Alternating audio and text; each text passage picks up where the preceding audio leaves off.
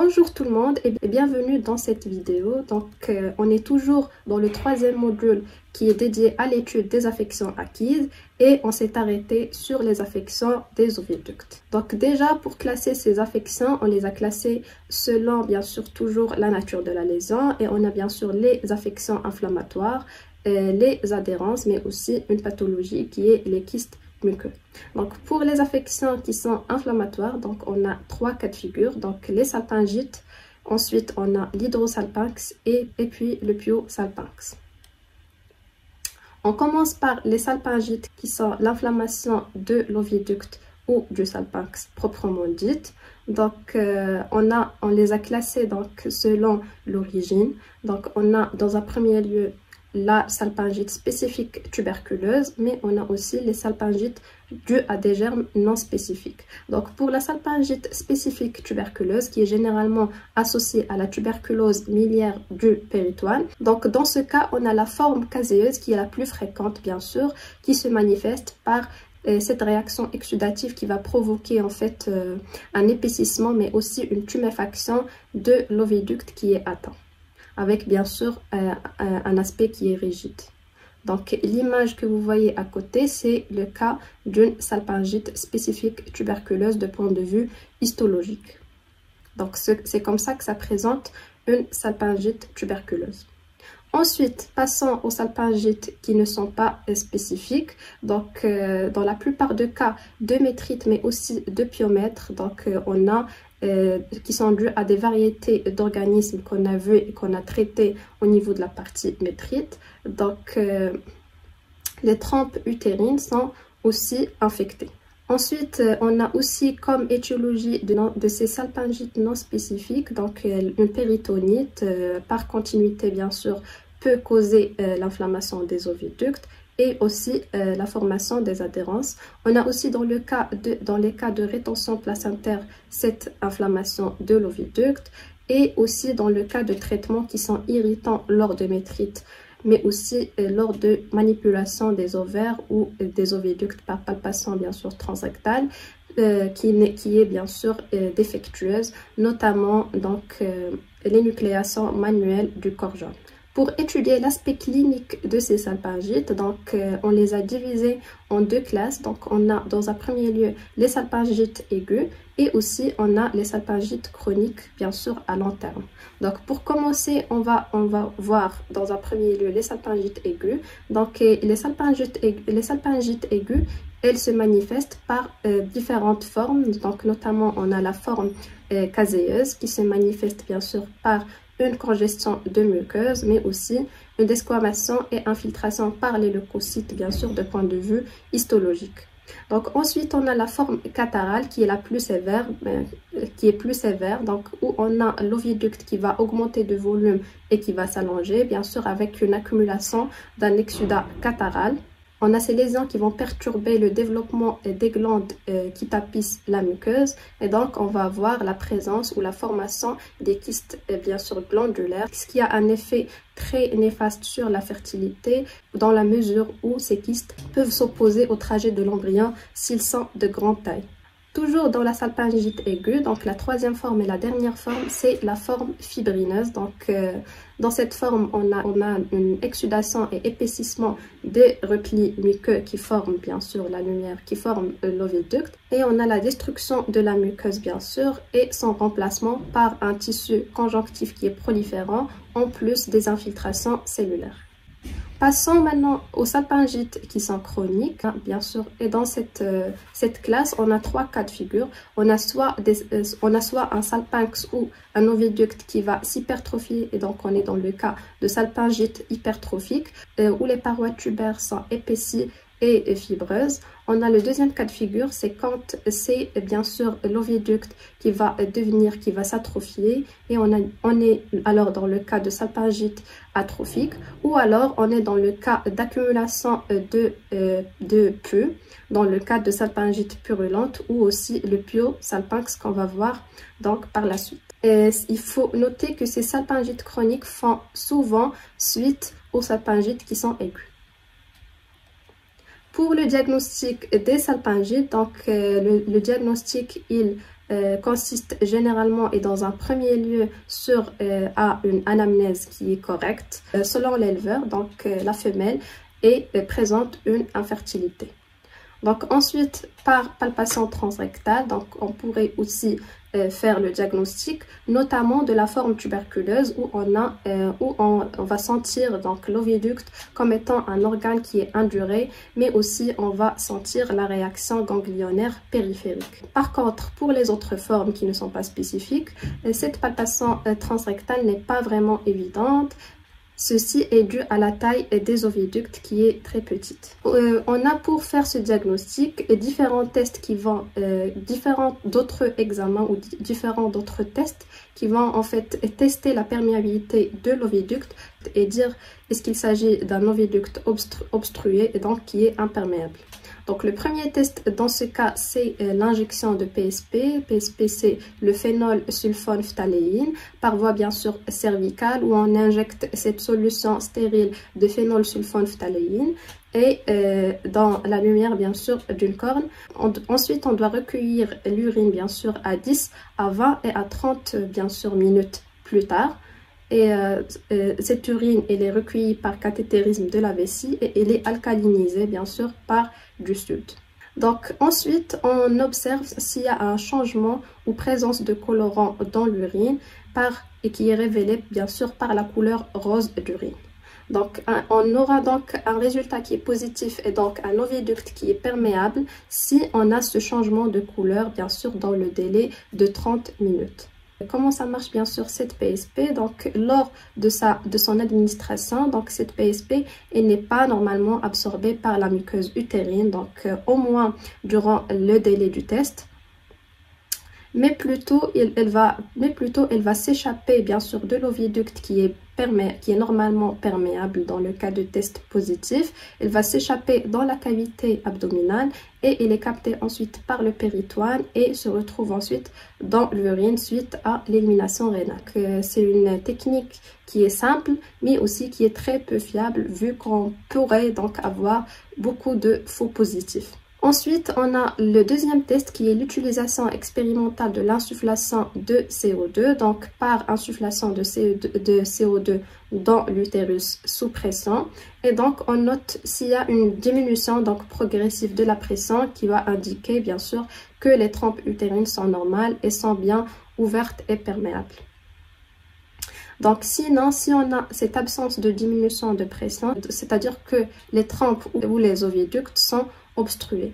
Pour le pronostic des salpingites, donc les salpingites elles ont un effet non seulement sur l'état sanitaire de l'animal, mais aussi elle a un grand effet sur la fertilité. Donc ceci dans la mesure où on a une perte de l'épithélium cilié et de la musculature de l'oviducte qui normalement propulse l'œuf jusqu'à l'utérus, et donc on va avoir une absence de milieu propice et adéquat pour la survie et la migration de l'ovocyte ou aussi de l'embryon. Ensuite aussi on a bien sûr les exsudats qui sont sécrétés ont un effet létal sur les spermatozoïdes et donc ils vont affecter la survie de ces spermatozoïdes. Bien sûr, on a la fécondation qui va devenir impossible si on a obstruction complète du salpinx. Donc ensuite, on a une infertilité totale, bien sûr, lors de la sténose complète bilatérale, c'est-à-dire des deux oviducts. Donc d'ici, on pourrait conclure que le pronostic des salpingites, il est réservé à mauvais. Pour le traitement des salpingites, donc le traitement pose souvent des défis en raison de l'absence des solutions qui sont assez satisfaisantes et spécifiques. Donc, mais dans le cas de salpingite bien sûr tuberculeuse, le traitement, comme on le sait, donc il n'y a pas vraiment de traitement, où le traitement est illusoire. Et on doit plutôt donc respecter les mesures sanitaires correspondantes dans le cas de la tuberculose. Dans le cas contraire, si on est devant des salpingites non spécifiques, donc comme je viens de dire, le traitement il pose des défis bien sûr en raison de ce manque de spécificité de solution. Pourtant, on pourrait bien sûr suivre des approches qui sont conservatrices et qui incluent généralement un traitement doux, comme un massage par exemple de l'utérus, des douches, des infusions par des antibiotiques qui sont légers bien sûr, soit à base de pénicilline ou aussi streptomycine. Donc ceci n'a pas seulement un effet thérapeutique, mais aussi il a un effet bien sûr mécanique, bien sûr, pour évacuer des éventuelles sécrétions qui sont accumulées au niveau de l'oviducte sous bien sûr une certaine pression. Il faut prévoir aussi une période qui est prolongée de repos sexuel. Pour la prévention des salpingites qui est plus importante que le traitement, donc on doit dans un premier lieu bien sûr et lors du traitement de la rétention placentaire ou aussi de la métrite ou du pyomètre, il faut absolument éviter d'utiliser ou d'injecter des solutions qui sont fortes ou des solutions à pression élevée ou aussi de grandes quantités de liquide. Donc aussi dans un deuxième lieu et avec la disponibilité de prostaglandine pour la lutéolyse, il ne faut pas pratiquer bien sûr l'ablation manuelle ou l'énucléation manuelle du corps jaune. Donc ensuite on a aussi la manipulation qui est excessive et brutale des ovaires et des oviductes qui doit être toujours évitée. Donc il faut aussi faire un diagnostic précoce des retards d'involution utérine, ceci bien sûr dans le cadre du suivi de reproduction.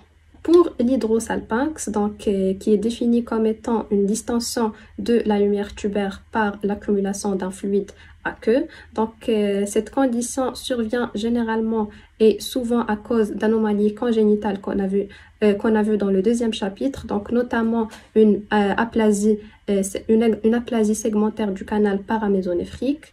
On a aussi elle peut aussi survenir suite à des obstructions acquises de la lumière tubaire, donc notamment des adhérences aux extrémités soit distales soit proximales de la trompe utérine, ceci bien sûr suite à des réactions inflammatoires sévères, donc notamment dans le cadre de salpingite chronique, mais aussi si on a pratiqué l'énucléation manuelle du corps jaune.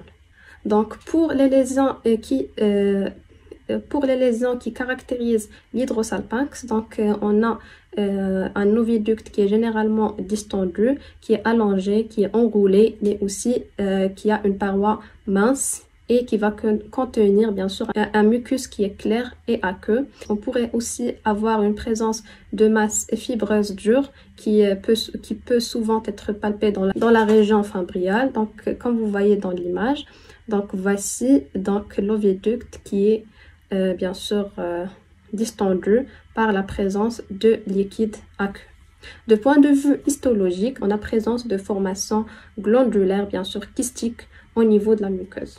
Pour le pyosalpinx, qui est moins fréquent que l'hydrosalpinx, donc c'est l'accumulation d'exsudat aussi au niveau de la trompe utérine. Ceci se fait suite à l'obstruction de la lumière due soit à la présence d'un exsudat qui est épaissi, soit à la fusion des plis muqueux ou aussi à la formation d'un tissu de granulation.